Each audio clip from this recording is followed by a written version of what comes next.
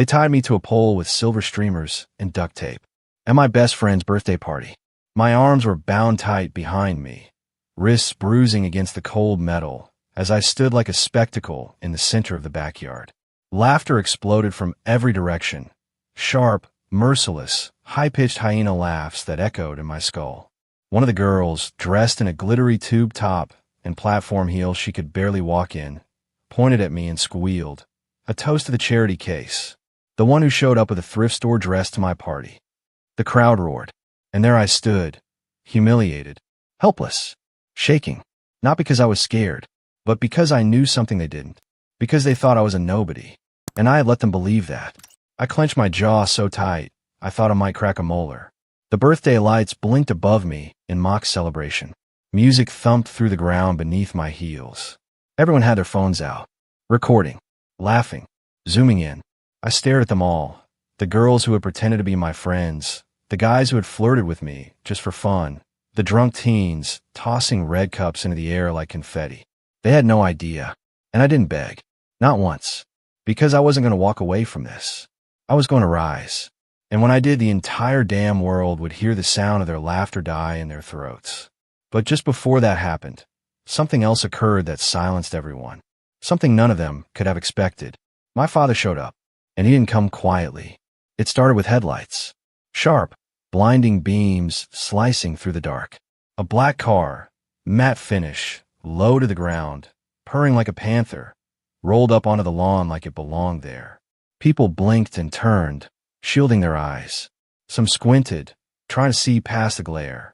Then the door opened, and out stepped a man no one could forget. Black tailored suit, silver cufflinks that shimmered under the string lights.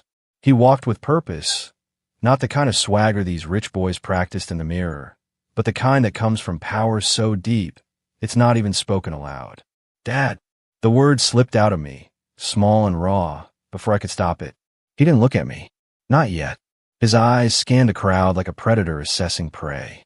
The music stopped. Someone had the sense to turn it off. Then, in a voice so calm it sliced through the air like ice, he asked, "Who tied my daughter to a pole?" No one spoke. Not a damn soul. Because they had all seen his face before. Not here, no. But in headlines. Business panels. International summits. He was Roman Devereux. The man who built an empire out of nothing but ruthless smarts and silence. And no one knew he was my father. Because I never told them. Because I didn't want to be treated differently. And now, their silence was deafening. He stepped forward. The crowd parted like water. Some stepped back. Some held their breath. Some tried to look away but couldn't. Roman reached me, his eyes finally meeting mine. There was a quiet fury there, but something else too. Pride. He didn't rush. He pulled a blade from his coat pocket, silver, slim, elegant, and sliced through the duct tape like it was paper. My arms fell free. And then he did something that no one expected. He didn't lecture me. He didn't scream. He took off his coat and wrapped it around my shoulders. Then he turned to the crowd and said, "She gave all of you a chance to know her, and you used it to humiliate her. I raised her to fight battles, not beg for mercy." He paused, eyes locking with the birthday girl, a girl named Brooke who once cried to me about her father cheating on her mother, who once said I was the only person who understood her. "You just tied your last rope," my father said, and his voice was a growl now, full of something so cold it made the night air feel like summer. "I'll be sending lawyers in the morning." Brooke's face turned white. People started to murmur, but Dad raised one hand, a gesture so subtle it was more powerful than shouting. "Leave," he said, "all of you." And they did. Like frightened children caught in a room they didn't belong in. I didn't speak until we were alone, until the backyard was nothing but wind and silence. He looked at me, really looked, and said, "You didn't call me. I didn't want to bring you into it." I whispered. My voice was still hoarse. "You're my daughter, Alina." He said my name like it was a vow. There is no end to it. I am it. And then, finally, I let myself break. I collapsed into his arms, and he held me, not as a billionaire, not as a tycoon feared by CEOs and prime ministers, but as a father. And for the first time in days, I didn't feel small. I felt safe. The next morning, I woke up in a bed that felt unfamiliar, only because it had been so long since I'd allowed myself to come back here. Thick sheets. Mahogany furniture, Windows so tall the sunrise painted the entire wall in gold. Home. The Devereux estate. But I wasn't the same girl who had once lived here, tiptoeing around marble floors and boardroom conversations. That girl had left. She'd gone to college insisting she didn't want to live in anyone's shadow. She'd wanted to prove she could build her own life, earn her friendships, find meaning, not just be his daughter. But that world had spit her out and tied her to a pole. And now, I was done playing nice. Downstairs, the staff gave warm nods and murmured, "Welcome home, Miss Alina," as I passed, not a single ounce of judgment in their eyes. Only something else. Respect. But it was nothing compared to what waited in the drawing room. Dad sat in his leather armchair, reading the Financial Times like nothing had happened. But the second I stepped in, he folded it and looked up. "You hungry?" "Depends," I said, arms crossed. "Are we going to pretend I wasn't duct taped to a pole last night?" One side of his mouth lifted, the ghost of a smirk. "No, we're going to make sure it never happens again." "Ow!" He stood, walked to a cabinet, poured 2 glasses of something golden, juice for me, whiskey for him. Then he said the words that made my breath catch. "I'm giving you access to your trust early." I blinked. "What? You wanted to live like them," he said, voice steady. "They showed you who they really are. Now it's time they see who you are." My pulse hammered in my ears. "You're serious?" He nodded once. "I've waited for you to come into your own. I think last night lit the match." I didn't speak, because something was changing inside me. Not greed, not revenge for revenge's sake, but clarity. By noon, Brooke's social media had gone dark. Not because she wanted to lay low, but because her father's company, the one holding contracts under Devereux Global, suddenly found itself in breach of clauses they hadn't even known existed. Lawyers circle like hawks. Meanwhile, I made one call. "Hey," I said to the woman who picked up on the other end. "Remember when you said you hated how Brooke treated you at work?" "HLO. Yeah." "Alina." "Yes. I want to offer you a job." "Wait, what?" "Double your current salary. Full benefits. Starting tomorrow." Silence. Then the woman broke down crying. It wasn't even personal. I barely knew her. But I remembered. She was always kind to me. She once gave me a granola bar when she saw I hadn't eaten all day. I never forgot that. Because kindness, even when quiet, leaves a mark. And now, it was time to reward it. 3 days later, I showed up to another party. This one downtown, luxury rooftop, dripping with overpriced perfume and fake smiles.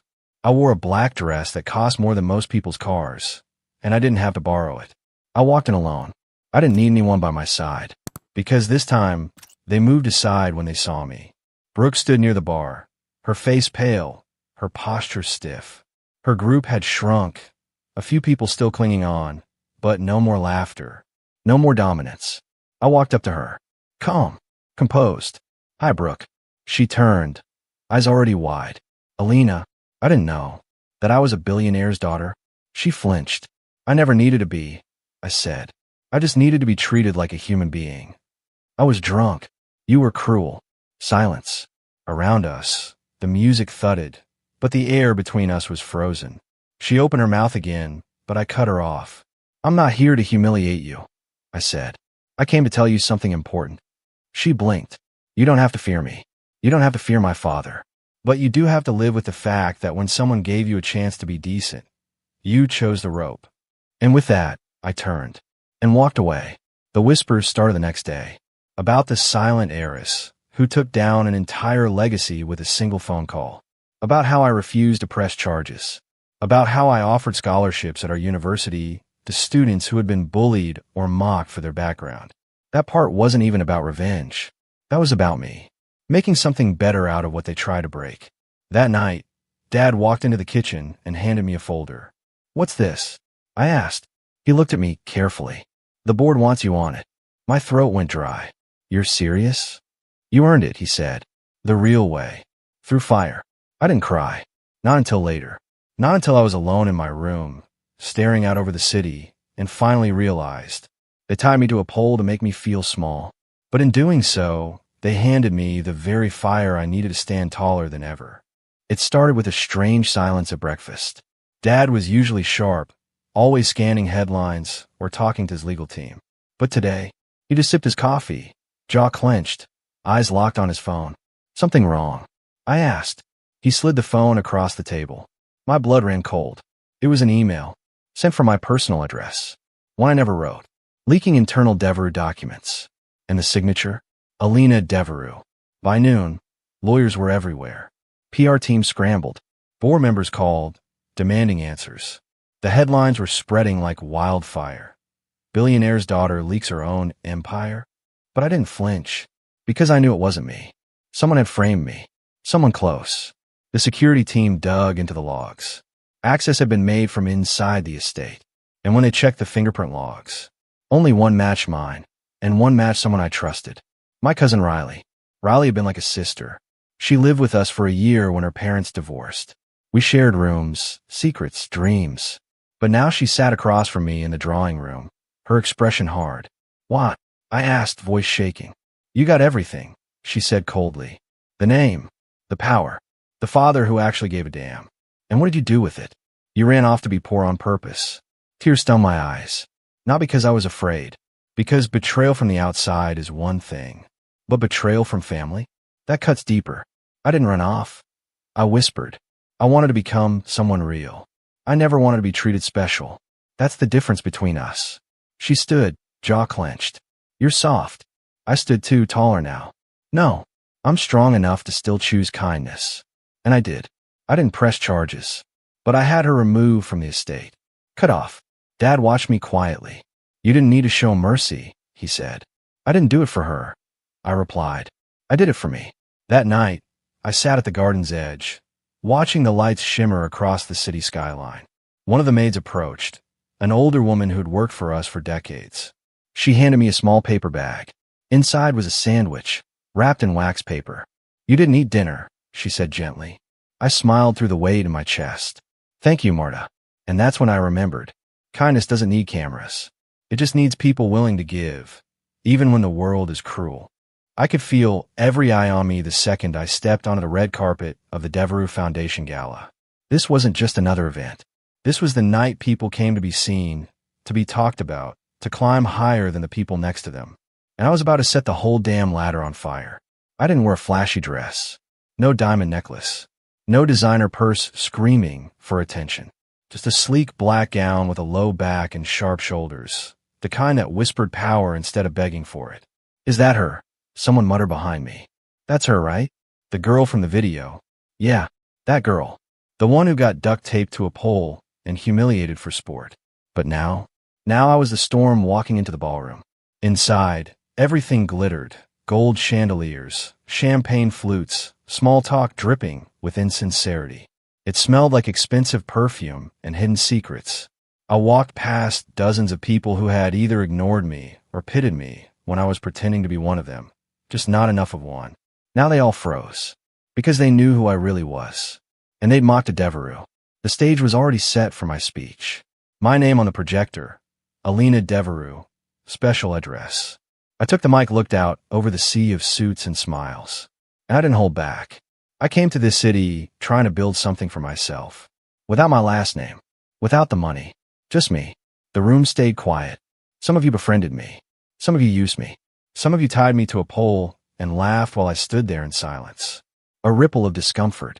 People shifting in their seats. Thing is, I could have lashed out. Destroyed reputations. But I didn't.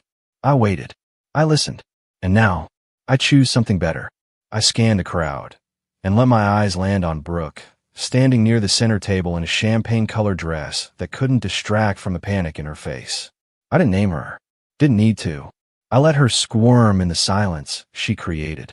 I don't believe in revenge, I said slowly, but I do believe in justice.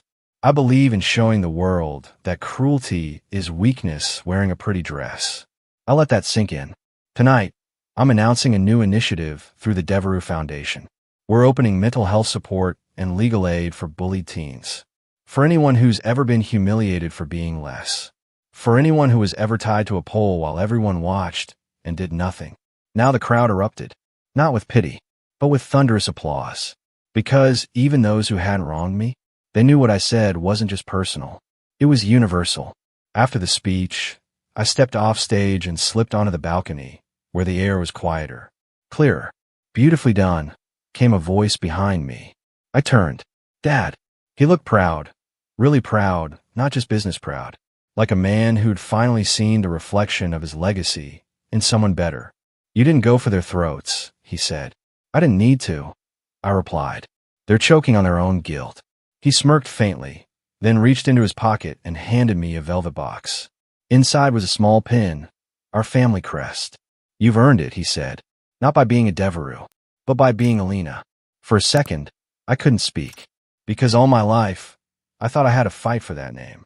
Turns out, I just had to prove who I really was. I walked back inside, head high, and as I passed Brooke, her lips trembling, eyes full of tears she refused to let fall, I leaned in and whispered, I don't hate you. She flinched, but I hope one day you hate the version of yourself that tied someone to a pole just to feel powerful. And I left her there, not as a victim, not as a villain, but as a warning. A week later, everything had settled. The scandal had cooled, but the impact hadn't. I was now an official board member. Media outlets ran headlines like, Billionaire's daughter launches national anti-bullying initiative after viral video fallout. But I didn't do it for the press. I did it for the girl who once stood tied to a pole, surrounded by laughter.